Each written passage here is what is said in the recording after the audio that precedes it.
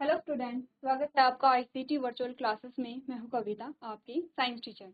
उम्मीद करती हूँ आप सभी अच्छे होंगे और स्वस्थ होंगे। सो क्लास कंटिन्यू करेंगे अपना चैप्टर जिसका नाम है control and coordination.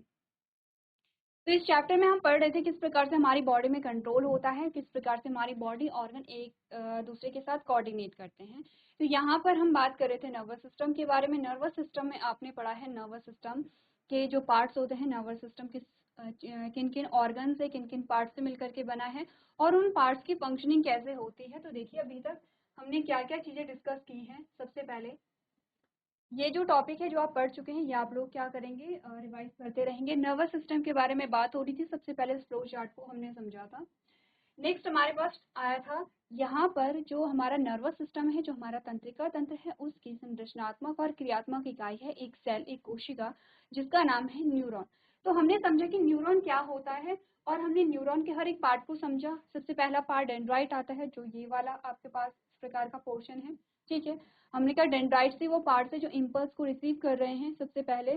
Second part आता है सोमा या सेल बॉडी, जिसमें न्यूक्लियस प्रेजेंट है। उसके बाद एक्सॉन है। तो यहाँ से जो इम्पल्स है वो क्या हो रहे हैं, ट्रांसफर होते जा रहे हैं, यानी कि यहाँ से जो सिग्नल आएगा या जो इम्पल्स आएगा वो आगे की ओर बढ़ता रहेगा। लास्ट में आती है यहाँ पे नर्व एंडिंग, और इस नर्व एंडिंग से दूसरा जो न्यूरॉन है उसका जो डेंड्राइट है वो यहाँ पे कनेक्ट होगा। तो नर्व एंडिंग से जो इम्पल्स है वो कहाँ जाएगा, यहाँ दूसरा जो न्यूरॉन है उसमें जाएगा, उसमें ट्रांसफर होगा। क्लियर है इतनी बात? ठीक है, तो यही हमने सारा थ्योरी में पढ़ा था, किस किस प्रकार से जो फंक्शनिंग होती है टाइप्स ऑफ न्यूरॉन में।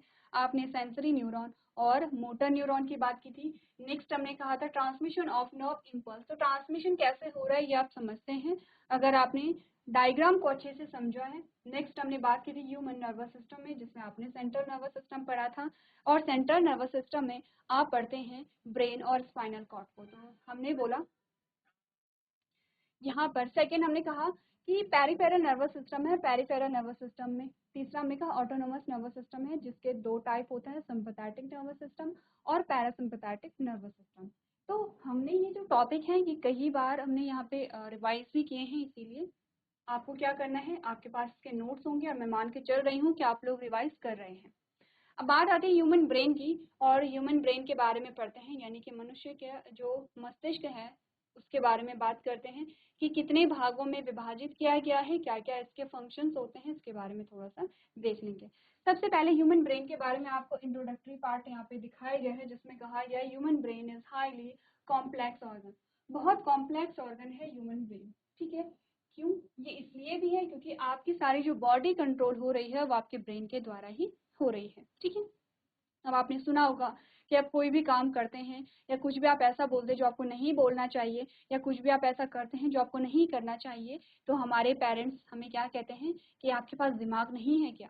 या फिर कोई बहुत अच्छा काम करता है, कोई पढ़ने में बहुत अच्छा है, कोई घर के कामों में बहुत अच्छा है, ठीक है, यानी कि वो हर एक काम को प्रॉपर तरीके से कर रहा है, तो हम क्या कहते हैं कि इस पे बहुत दिमाग है।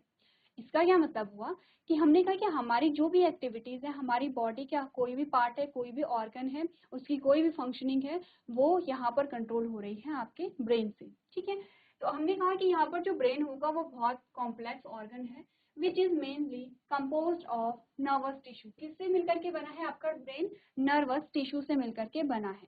ठीक है, अब जब हम चैप्टर स्टार्ट कर रहे थे तो हमने टिश्यू या ऊतक के बारे में हमने एक इंट्रोडक्शन देखा था। अगर हम बात करें कि ह्यूमन टिश्यू के बारे में, तो हमने कहा था चार प्रकार के टिश्यू होते हैं, एपिथेलियल टिश्यू है, कनेक्टिव टिश्यू है, मस्कुलर टिश्यू और नर्वस टिश्यू है। ठीक है, हम बात कर रहे हैं नर्वस टिश्यू की, और नर्वस टिश्यू से ही आपका क्या बनता है? ब्रेन बनता है। The tissue are the tissues are highly folded to accommodate a large surface area in less space। आपने बोला जो टिश्यू है वो हाईली कॉइल्ड होते हैं, इसीलिए आपने अगर डायग्राम देखा होगा ब्रेन का, इस प्रकार से आपको मिलता है।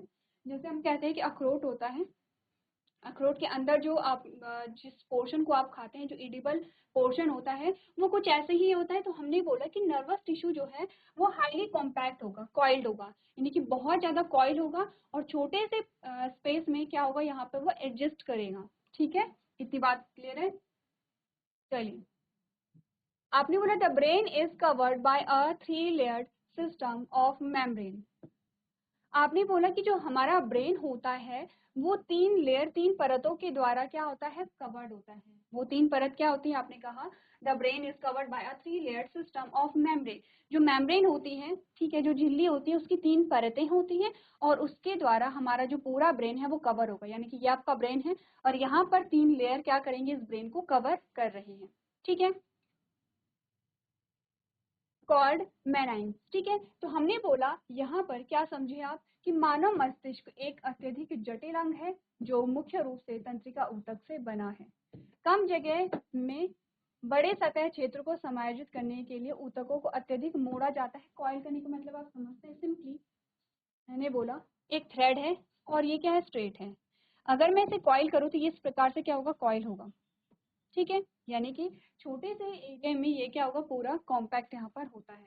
अब हमने बोला जो मस्तिष्क है वो क्या होता है, 3 झिल्लियों के द्वारा कवर होता है। आपने बोला मस्तिष्क झिल्लियों की 3 परत प्रणाली से ढका होता है जिसे कि हम क्या कहते हैं, मैनिंग्स कहते हैं। ठीक है,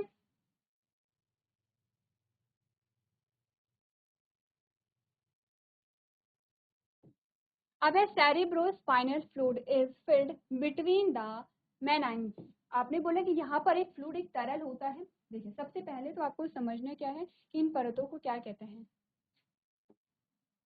मेनाइन्स कहते हैं। ठीक है, ये क्या है, 3 जो परतें हैं जो ब्रेन को कवर कर रही हैं उन्हें हम मेनाइन्स कहेंगे। अब इनके बीच में क्या होता है, तरल पदार्थ भरा होता है। फॉर एग्जाम्पल एक परत ये है, एक परत ये है और एक परत ये है।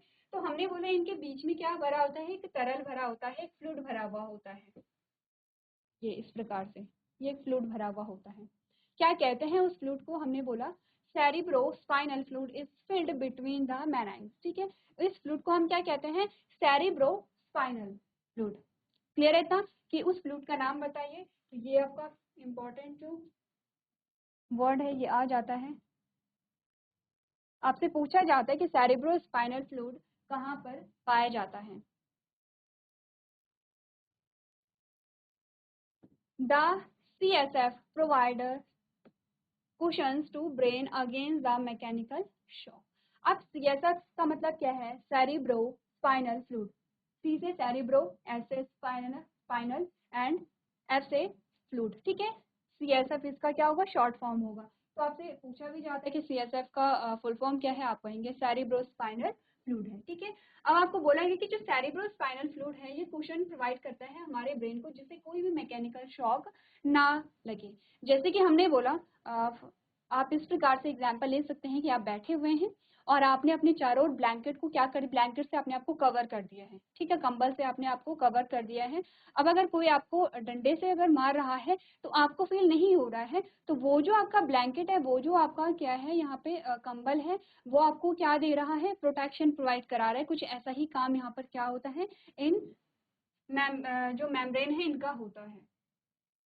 फर्दर मोर प्रोटेक्शन, तो हम क्या कह सकते हैं कि ये जो लेयर्स है इनका काम क्या है। ठीक है, इनका काम है ब्रेन को प्रोटेक्शन प्रोवाइड कराना। The human brain can be divided into 3 region with fore brain, mid brain and hind brain. तो इस स्लाइड में आपको समझना क्या है, सबसे पहले आप ये समझिए। सबसे पहले तो ये है कि आपने कहा कि जो ब्रेन है हमारा वो किन चीज से मिलकर के बना है, तो वो नर्वस टिश्यू से मिलकर के बना है। नर्वस टिश्यू हाईली कॉइल्ड होते हैं। ठीक है, और एक छोटे से एरिया में क्या होता है, कॉम्पैक्टली वहां पर अरेंज होते हैं। सेकेंड हमारे पास पॉइंट आता है कि जो आपका ब्रेन है जो नर्वस टिश्यू से मिलकर के बना है वो कवर होता है कुछ परतों से, कुछ लेयर से कवर होता है और उनको हम क्या कहते हैं, मेनाइन्स कहते हैं। इन परतों के बीच में एक फ्लूइड होता है, एक तरल पदार्थ होता है और उसे हम कहते हैं सेरेब्रोस्पाइनल फ्लूइड कहते हैं। ठीक है, अब आपको बोला गया है कि इस फ्लूइड का काम क्या है, किसका, सेरिब्रोस्पाइनल फ्लूइड जिसे आप CSF कह रहे हैं। तो इस फ्लूइड का फंक्शन क्या है, हमने बोला कि यहाँ पर क्या करता है, ब्रेन को कुशन प्रोवाइड करता है जिससे कि हमारा जो ब्रेन है वो क्या रहे, प्रोटेक्टेड रहे। अब आप समझ सकते हैं कि हमारा जो ब्रेन है, हमारा मस्तिष्क कितना इंपॉर्टेंट पार्ट है हमारे लिए, कि अगर हमारा ब्रेन ही प्रॉपर काम नहीं करेगा तो हमारी जो बॉडी है उसमें डिसबैलेंस आपको देखने को मिलेगा। फॉर एग्जाम्पल, अगर आप चल रहे हैं किसी रास्ते पे तो आप स्ट्रेट कैसे चलते हैं। ठीक है, कहीं पर ऐसी जगह है, कहीं पे ऐसा स्थान आ जाता है कि जहाँ पर गिरने का डर रहता है तो आप एकदम संभल करके चलते हैं, देख करके चलते हैं। आपकी बॉडी जो है वो पूरी आपके कंट्रोल में होती है। क्यों, क्योंकि आपका जो ब्रेन है वो प्रॉपरली काम कर रहा है। ठीक है। आप हर एक जो भी एक्टिविटीज़ होती हैं, देखिए ये तो बहुत, अगर हम बिहेवियर की बात करें, व्यवहार की बात करें, ये बहुत आगे की बातें होती हैं। अगर हम छोटी-छोटी चीज़ों को देखें, हमने कहा कि आप प्रॉपरली अगर आपको लिखना है तो आप पेन को इस प्रकार से पकड़ते हैं और आपके पास जो नोटबुक आती है इस प्रकार से लाइन होती है, ठीक है? इस प्रकार से लाइन होती है। अब हमने कहा कि यहाँ पर आपको क्या सिखाया जाता है कि अगर हिंदी में लिख रहे हैं तो हम इस प्रकार से लिखते हैं, लाइन के ऊपर विज्ञान, और अगर हम इंग्लिश में लिख रहे हैं तो हम इस प्रकार से लिखते हैं, लाइन के नीचे। अब ये देखिए कि कितनी छोटी तो वो लाइंस होती हैं और वहाँ पर हम प्रॉपरली कैसे लिख लेते हैं। यहाँ पर हम हिंदी में इस प्रकार से लिखते हैं, इंग्लिश में इस प्रकार से लिखते हैं। तो जब हम छोटे होते हैं हमें बताया जाता है इस लाइन के बाहर या इस लाइन के बाहर हमारे वर्ड्स नहीं जाने चाहिए। अगर आप वहाँ पे इंग्लिश में कैपिटल लेटर लिख रहे हो तो कैपिटल लेटर क्या होनी चाहिए, इन पूरी लाइंस को कवर करनी चाहिए इस प्रकार से, और बाकी स्मॉल लेटर आपके छोटे होने चाहिए। तो ये सारी चीज़ें हमें सिखाई जाती है और हम सीख भी जाते हैं। इन शॉर्ट कि हमने कहा कि कुछ हमारे पास दो प्रकार की स्किल होती हैं यहाँ पर, gross motor skill and fine motor skill. Fine में क्या होता है कि आपकी जो बॉडी है, बॉडी के कम से कम ऑर्गन इंक्लूड होते हैं उस काम में। जैसे अगर मैं कहूँ कि अगर आपको डांस करना है तो डांस में आपके जो पैर हैं वो भी इंक्लूड हैं, आपके हाथ भी इंक्लूड हैं, आपकी पूरी बॉडी इंक्लूड है। हम कह सकते हैं कि आपके मस्तिष्क से यानी कि आपके सर से लेकर के आपके पैर तक ऑलमोस्ट सारे ऑर्गन डांस करने में क्या होते हैं, इन्वॉल्व होते हैं। लेकिन अगर मैं आपसे कहूँ कि आपको क्या करना है, एक सुई में क्या करना है, धागा डालना है, ठीक है? तो उसमें क्या है, आपकी आंखें सिर्फ और आपके हाथ, सिर्फ दो ही चीजें यहाँ पे क्या है, इंक्लूड है। आपका ब्रेन तो खैर हर एक काम में एक्टिव रहेगा, लेकिन हम अगर बॉडी ऑर्गन की बात करें, बॉडी पार्ट्स की बात करें, तो आपने कहा कि वो कम ही ऑर्गन यहाँ पे इंक्लूड होंगे। या अगर आप लिख रहे हैं तो उसमें भी क्या होता है कि आपका पूरा हाथ नहीं है, सिर्फ आपका ये वाला पोर्शन और आपकी जो फिंगर्स है उनमें मूवमेंट हो रहा है। आप हाथ को इस प्रकार से रखते हैं और आपके फिंगर्स में मूवमेंट हो रहा है, ठीक है? तो हमने कहा कि जहाँ पर कम से कम बॉडी पार्ट्स इन्वॉल्व होते हैं किसी काम को करने में, वो होती है फाइन मोटर स्किल, ठीक है? अब फाइन मोटर स्किल में ही देखा जाता है कि हमारी बॉडी कितनी कंट्रोल में है, ठीक है? कुछ कुछ ऐसे जैसे आपने देखा होगा कि कुछ ऐसे बच्चे भी होते हैं कि जिन्हें शू लेस बांधने में प्रॉब्लम होती है थोड़ा सा, ठीक है? फिर उन्हें सिखाया जाता है।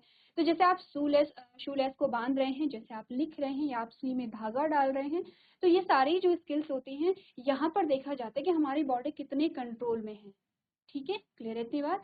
या फिर इसके आगे हम जाते तो अब आता है बिहेवियर, यानी कि हमारा व्यवहार।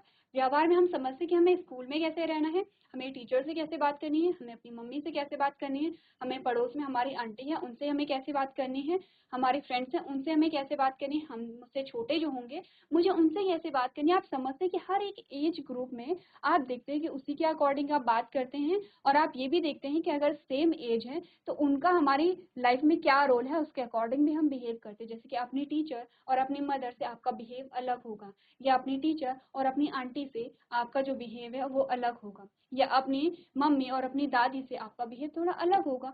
तो हम क्या देखते हैं कि किसका हमारी लाइफ में क्या रोल है, उसी के अकॉर्डिंग हम क्या करते हैं, हमारा बिहेव शो करते हैं। ये सारी चीजें आती हैं यहाँ पर किसमें, कि हमारी जो बॉडी है वो किस प्रकार से हमारे ब्रेन के द्वारा कंट्रोल हो रही है। अब इतना तो हम समझते हैं कि हमारा ब्रेन बहुत इंपॉर्टेंट है। इनफैक्ट हम कह सकते हैं कि सबसे इम्पोर्टेंट पार्ट अगर हमारी बॉडी में है तो वो सबसे पहले हमारा ब्रेन आता है, ठीक है? वैसे तो सारे ही पार्ट्स इंपॉर्टेंट होंगे, आपका हार्ट, आपके लंग्स, आपकी किडनी, आपका लिवर, हर एक पार्ट हमारा इंपॉर्टेंट होता है। लेकिन हमने कहा कि चलिए एक बार के लिए एक किडनी काम नहीं कर रही तो दूसरी किडनी होती है, ठीक है? और ट्रांसप्लांट भी यहाँ पर किए जाते हैं ऑर्गन्स। लेकिन हमने कहा अगर ब्रेन ही प्रॉपर काम नहीं करेगा तो वहां पर फिर क्या होता है, कोई भी ऑर्गन काम नहीं कर सकता है, ठीक है? तो इतना इम्पोर्टेंट पार्ट अगर हमारा है, हमारा जो ब्रेन इतना इम्पोर्टेंट ऑर्गन है, तो उसके लिए हमें क्या होती है, हमें उसके लिए जो सेफ्टी है, सेफ्टी के भी वैसे ही साधन हमारे पास होने होते हैं। जैसे आप अपने घर में भी देखते हैं कि कोई कांच की चीज है, कोई कांच का पॉट है, तो आप संभल करके एक जगह ऐसी जगह पे रखते हैं कि जहां से कोई उसे तोड़े ना। अगर आपको उसकी जगह चेंज करनी तो आप संभल करके उसे उठाते हैं, उसे लेके जाते हैं और फिर से आप किसी सेफ प्लेस पे उसे रखते हैं। वैसे हमने कहा कि हमारे ब्रेन को प्रोटेक्शन या सुरक्षा प्रदान करने के लिए ये जो तरल पदार्थ होता है जिसका नाम क्या है, सेरिब्रोस्पाइनल फ्लूइड है, उसका काम क्या होता है, हमारे ब्रेन को प्रोटेक्शन प्रोवाइड कराना। जैसे कि कभी चोट लग जाती है तो ऑब्वियस सी बात है कि आपका जैसे सर अगर लग गया है तो ऐसे होता है कि अगर चोट हल्की फुल्की है तो वो क्या होती है, बाहर लगती है, आपका ब्रेन को उससे कोई भी हार्म नहीं पहुंचता है। अगर सीवियर कोई एक्सीडेंट हो गया है तो तब की बात अलग होती है। तो ये जो छोटी मोटी चीजें होती रहती हैं, इनसे प्रोटेक्शन प्रोवाइड करने के लिए क्या होता है, यहाँ पे सीएसएफ होता है। तो आपको फंक्शन देखने की प्रोटेक्शन प्रोवाइड कराते हैं।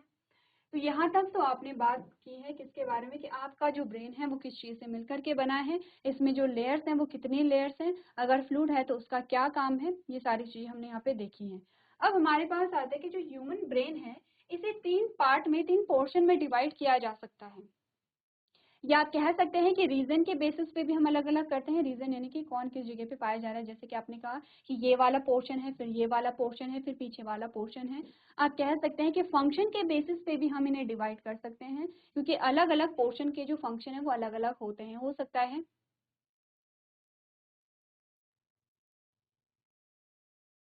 चलिए, तो आगे जाके आप पढ़ेंगे कि यहाँ पर कोई एक पार्ट है वो क्या है, थिंकिंग के लिए रिस्पॉन्सिबल है, यानी कि सोचने के लिए रिस्पॉन्सिबल है। कोई एक पार्ट है वो लैंग्वेज या भाषा सीखने के लिए इंपॉर्टेंट है। एक पार्ट है जो आपकी इमोशनल जो एक्टिविटीज होती हैं उनके लिए रिस्पॉन्सिबल है। एक पार्ट है जो आपके वॉलंटरी एक्शन के लिए रिस्पॉन्सिबल है। तो कोई एक पार्ट है कि जो आपके इनवॉलंटरी एक्शन के लिए रिस्पॉन्सिबल है।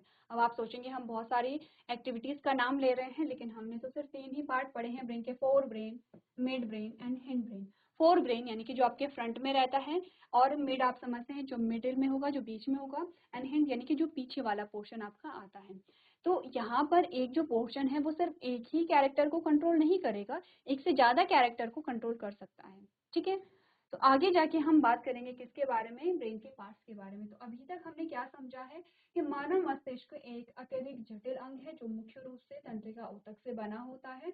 कम जगह में बड़े सतह क्षेत्र को समायोजित करने के लिए ऊतकों को अत्यधिक मोड़ा जाता है। मस्तिष्क झिल्लियों की 3 परत प्रणाली से ढका होता है जिसे मैग्नाइन कहते हैं। और हमने कहा कि मैग्नाइन जो है के बीच मस्तिष्क मेरुद्रव भरा होता है। ध्यान दीजिए, मस्तिष्क और मेरुद्रव दोनों की बात की गई है। मस्तिष्क और मेरु जो आपकी रीढ़ की हड्डी में होता है।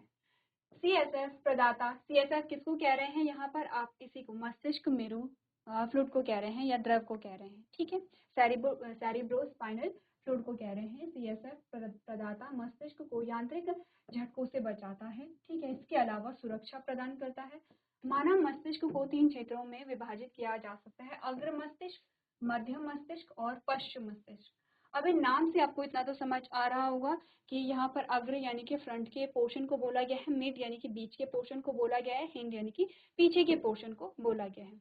सबसे पहले ये जो पार्ट है इन्हें आप नोट कीजिए, इम्पोर्टेंट जो यहाँ पर है। सबसे पहले तो ये है सीएसएफ, सीएसएफ के फुल फॉर्म ये है, और ये जो वर्ड है। ठीक है, इन्हीं से आपके पास क्या आते हैं, क्वेश्चन आते हैं।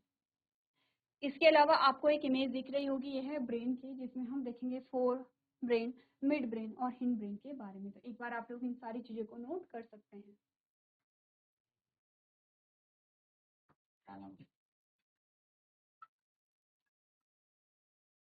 चलिए, अब पार्ट्स ऑफ ह्यूमन ब्रेन के बारे में हम बात करते हैं। पार्ट्स ऑफ ह्यूमन ब्रेन में हमने कहा फोर ब्रेन। सबसे पहला है जिसे आप अग्र मस्तिष्क कह रहे हैं, मिड ब्रेन है जिसे आप मध्य मस्तिष्क कह रहे हैं, और लास्ट है हिंड ब्रेन जिसे आप पश्चिम मस्तिष्क कह रहे हैं। ठीक है, आपने का जो फोर ब्रेन है उसमें it is composed of the cerebrum. ये किससे बना होता है, प्रमस्तिष्क से बना होता है। ध्यान दीजिए, इस इमेज में देखिए, फोर ब्रेन जो है वो किससे बना है, सेरिब्रम से मिलकर के बना होता है। सेरिब्रम कौन सा भाग है, ये जो पूरा भाग आपको दिख रहा है इस प्रकार का, ये होता है सेरिब्रम। ठीक है, क्लियर है इतना। तो फोर ब्रेन जो है वो सेरिब्रम से मिलकर के बना होता है। पहले आप ये देखिए कि जो ब्रेन है उसके कितने पार्ट होते हैं। मैंने आपको ये जो इमेज है घर के लिए दी थी, और मैं मान के चल रही हूँ कि आपने ये इमेज बनाई होगी, क्योंकि जब तक आप इमेज नहीं बनाएंगे तब तक आपको समझ नहीं आएगा कि कहाँ पर क्या हो रहा है। तो हमने कहा जो फोर ब्रेन हमारा होता है वो सेरिब्रम से मिलकर के बना है। अब आपने इमेज बनाई है तो आप समझ रहे हैं कि ये पूरा पोर्शन आपका सेरिब्रम का आता है। तो सबसे पहले हमें पार्ट्स ऑफ ब्रेन करने हैं। ठीक है, पार्ट्स ऑफ ब्रेन में 3 पार्ट आपके पास आ गए हैं। सबसे पहले इमेज बनानी है, उसके बाद आपने क्या करना है, क्या है, ये है ब्रेन। ये आपका ब्रेन है या मस्तिष्क है, उसके 3 भाग आ गए हैं आपके पास इस प्रकार से। अब पहला भाग है उसके कितने पार्ट हैं, दूसरा भाग है उसके कितने पार्ट हैं, और तीसरा भाग जो है उसके कितने पार्ट हैं, हमें ये लिखना है।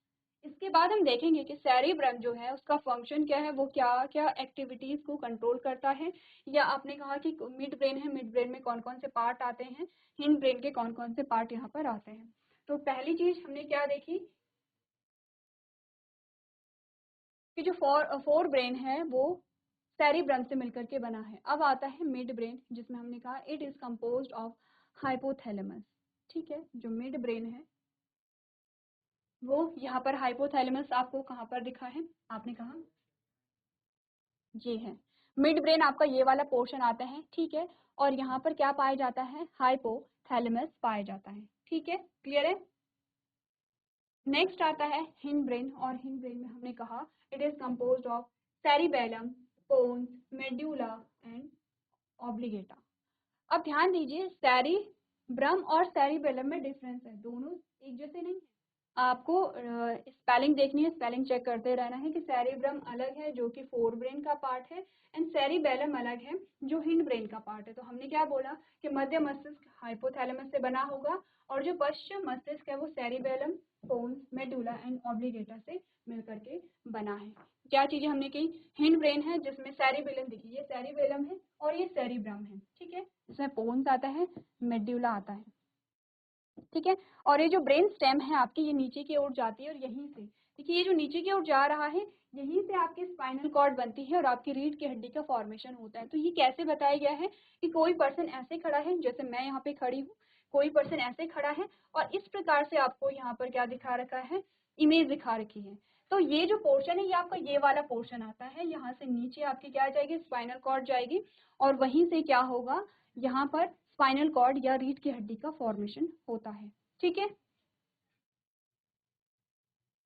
इतनी बात क्लियर है। अगर तो आपको ये सारे पॉइंट्स नोट करने हैं कि कौन से ब्रेन का पार्ट क्या क्या यहाँ पर पाया जाता है।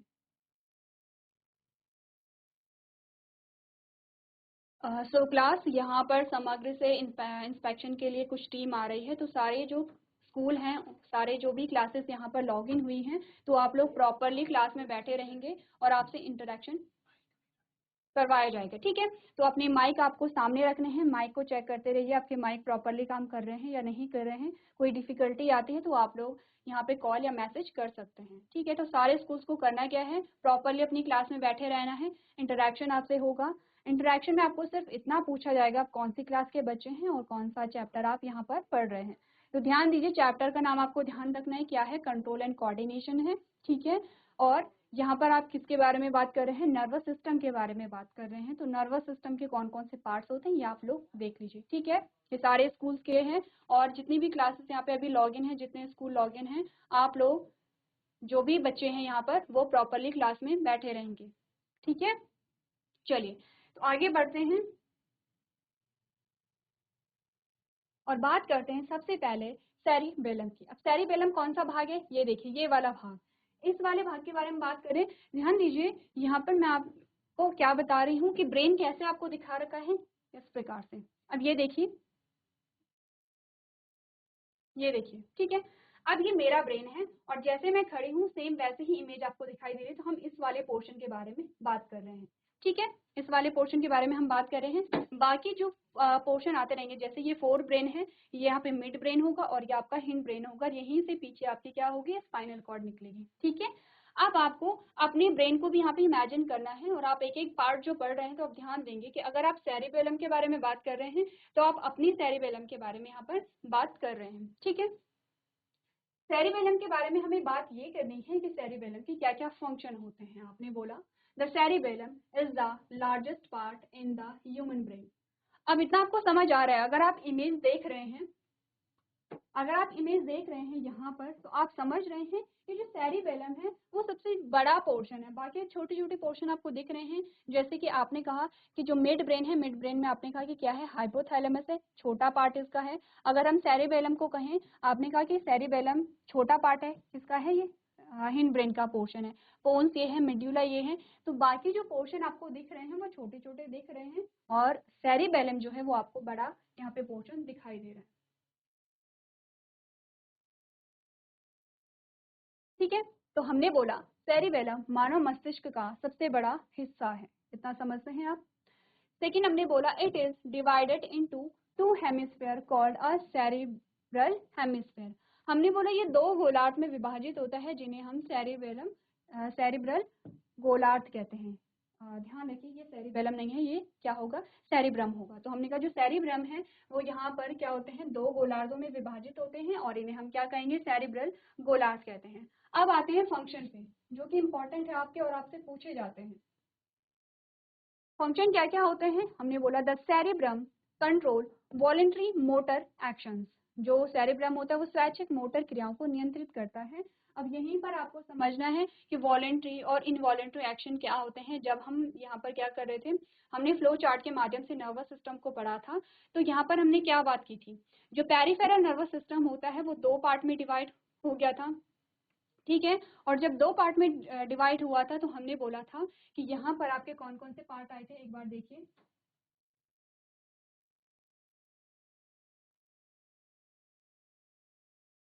यहाँ पर देखिए, हमने बोला था कि पेरिफेरल नर्वस सिस्टम के दो पार्ट आते हैं, ऑटोमेटिक एंड सोमैटिक, ठीक है। और यहीं पर हमने वॉलंटरी और इनवॉलंटरी की बात की थी। हमने कहा था कि अगर हम ऑटोमेटिक नर्वस सिस्टम की बात करते हैं तो यहाँ पर इनवॉलंटरी एक्शन आते हैं, वो एक्शन कि जो आपके कंट्रोल में नहीं होती हैं, जैसे कि आपके हार्ट रेट का बढ़ना, जैसे कि आपके बीपी का बढ़ना, ये हमारे कंट्रोल में नहीं होता है। ऐसा नहीं है कि हम जब चाहें अपने ब्लड प्रेशर को हम बढ़ा दें या जब चाहें आप ब्लड प्रेशर को कम कर दें। अब आप मेडिटेशन या फिर आप कुछ एक्सरसाइज की बातें नहीं करेंगे, क्योंकि वहां पर हमें क्या करना पड़ता है, हमें अपनी बॉडी को उस तरीके से ढालना पड़ता है, ठीक है। तो यहाँ पर हो क्या रहा है, जो प्रोसेस है वो प्रोसेस खुद ब खुद हो रही है। लेकिन आता है somatic nervous system. Somatic nervous system में आपके आते हैं वॉलंटरी एक्शन आते हैं।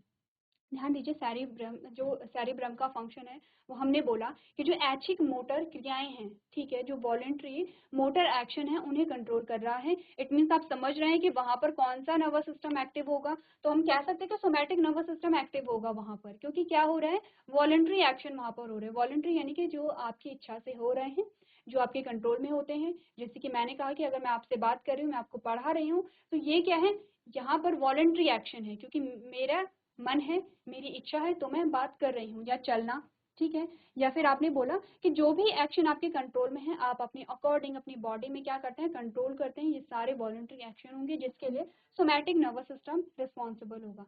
अब ध्यान दीजिए, जैसे जैसे हमारे पास अलग अलग पार्ट आएंगे वहां पर हम बात करेंगे कि वॉलंटरी एक्शन को कंट्रोल कर रहे हैं, ये इनवॉलंटरी एक्शन को कंट्रोल कर रहे हैं। तो आप दोनों का ध्यान रखेंगे, कहाँ पर ऑटोमेटिक नर्वस सिस्टम है और कहाँ पर सोमैटिक नर्वस सिस्टम है, ठीक है। क्लियर है इतना, आगे बढ़े। चलिए, तो पहला फंक्शन आपको समझ आया कि जो सेरिब्रम है वो वॉलेंट्री मोटर एक्शन को क्या करता है, कंट्रोल करता है। जो भी आपकी क्या है, कंट्रोल में होती हैं। तो बेसिकली हमारे कंट्रोल में कुछ नहीं होता है, हमारे ब्रेन के कंट्रोल में होता है। लेकिन हम क्या कर सकते हैं, यहाँ पर देख सकते हैं अपने अकॉर्डिंग, अपनी बॉडी के अकॉर्डिंग हम यहाँ पर क्या करते हैं, फंक्शन करते हैं। सेकेंड है, it is a site of a sensory reception like a tactile and auditory reception. आपने बोला कि यह स्पर्श और श्रवण धारणाओं की तरह संवेदी धारणाओं का स्थल है। इस बात से आप क्या समझे कि हमने बोला कि आपकी बॉडी में रिसेप्टर होते हैं। कितने रिसेप्टर हैं, 5 रिसेप्टर होते हैं। कहाँ पर पाए जाते हैं, हमारे 5 सेंसरी ऑर्गन पे पाए जाते हैं। जो हमारे संवेदी अंग है वो 5 ही संवेदी अंग हमने पढ़े थे, ठीक है, जिसमें हमने बोला था कि उन्हीं पे लगे होते हैं रिसेप्टर।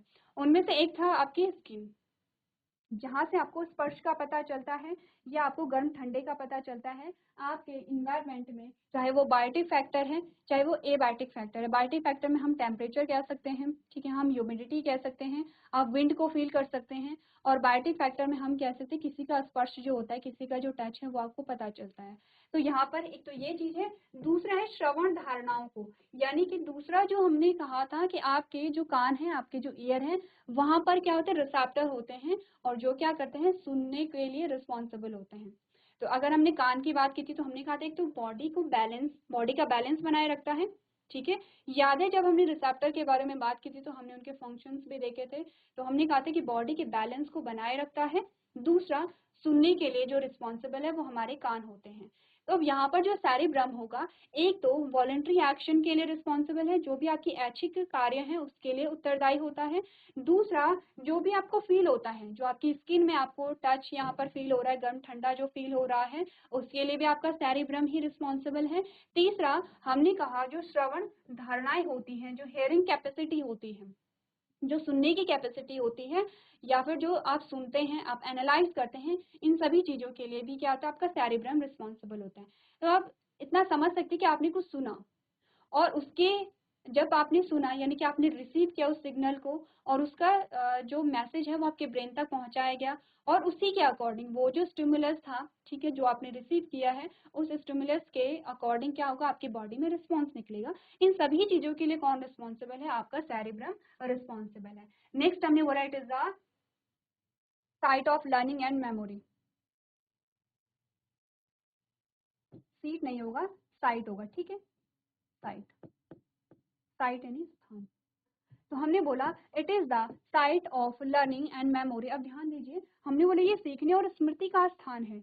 आप कोई भी चीज सीख रहे हैं, ठीक है, आपको कोई चीज सिखाई गई है। वैसा तो नहीं होता है कि हमें हर चीज पहले से आती है। जब हम बहुत छोटे होते हैं तो हमें कुछ भी नहीं आता है, ना हमें बोलना आता है, ना हमें चलना आता है, तो हमें कोई भी चीज नहीं आता है, पढ़ना लिखना, आप सभी चीजें बाद में सीखते हैं। तो जो सीख रहे हैं आप, जो लर्निंग के लिए है, उसके लिए भी आपका सेरिब्रम रिस्पॉन्सिबल होगा। और स्मृति यानी कि जो आपकी मेमोरी होती है, आपको याद रहता है कि 2 साल पहले क्या हुआ था, या 3 साल पहले क्या हुआ था, या जब आप सेकंड, कोई कोई ऐसे बच्चे होते हैं कि जिन्हें बहुत छोटी की जो चीजें हैं, बहुत जब वो छोटे रहते हैं, वो जो घटनाएं होती हैं उन्हें याद रहती हैं। तो यहाँ पर हमने कहा कि हो सकता है कि आपको जब आप बहुत छोटे थे, आपको अपने बचपन की चीजें याद हो, या आपको 2 साल पहले की चीजें याद हो, या आप जो भी चीजें आपको याद रहती हैं, उसके लिए क्या है, सेरिब्रम रिस्पॉन्सिबल है। अब क्या समझिए क्या क्या फंक्शन होते हैं सेरिब्रम के। एक तो वॉलंटरी एक्शन के लिए रिस्पॉन्सिबल होता है, स्पर्श और श्रवण के लिए रिस्पॉन्सिबल होता है, सीखने और स्मृति यानी कि लर्निंग और मेमोरी के लिए रिस्पॉन्सिबल होता है। अब आपको फंक्शन याद होने चाहिए, पहली बात। दूसरा, आपको सबसे पहले तो आपको ये पता होना चाहिए कि अगर आप सेरिब्रम के बारे में पढ़ रहे हैं, तो सेरिब्रम की लोकेशन क्या है, किसका पार्ट है। आपने कहा फोर ब्रेन का पार्ट है आपका सेरिब्रम, ठीक है। और जो फोर ब्रेन में सेरिब्रम पाया जा रहा है, वो क्या है, आपने कहा कि लार्जेस्ट पार्ट है, किसका, ब्रेन का, हमारे मस्तिष्क का, हमारे ब्रेन का सबसे बड़ा भाग है। ये आप इमेज में देख सकते हैं, या फिर आप देख चुके हैं।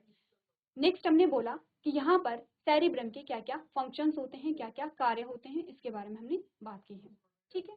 तो नेक्स्ट हमारे पास जो पोर्शन आएगा, हम बात करेंगे हाइपोथैलेमस, यानी कि अब हम बात करेंगे यहाँ पर मिड ब्रेन के बारे में।